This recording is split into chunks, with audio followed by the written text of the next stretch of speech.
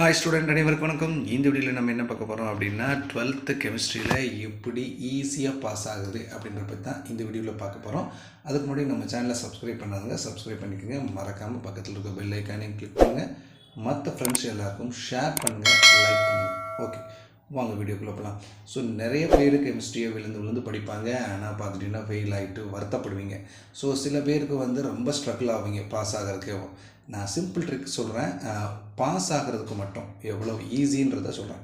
நீங்கள் ஒரு 15 lessons 12th இருக்குது. ஸோ இந்த 15 லெசன்ஸில் இருக்கக்கூடிய book back onward around 300+ questions இருக்கும், 1 மார்க்கு. அதை மேலோட்டமாக 2 தடவைக்கு 3 தடவை ஆப்ஷன்ஸை ரீட் பண்ணிங்கனாலே உங்களால் ஈஸியாக ஆன்சர் பண்ணிட முடியும்.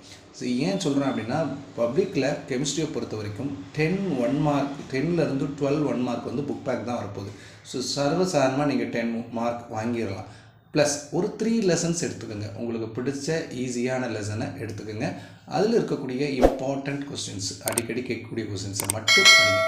ஸோ இது ஏன் சொல்கிறேன் அப்படின்னா, ஒவ்வொரு லெசன் 5 மார்க்ஸ் மினிமம் கேட்கணும். ஸோ நீங்கள் 3 லெசன் எடுத்திங்கன்னா அதிலிருந்து மினிமம் 15 மார்க்ஸ் கேட்டே ஆகணும். அதில் நீங்கள் உங்களுக்கு கொஸ்டின்ஸ் வந்தால் கூட 10 மார்க் ஈஸியாக எடுத்துடலாம். ஸோ 10 + 1 மார்க்கில் 10 20 மார்க்.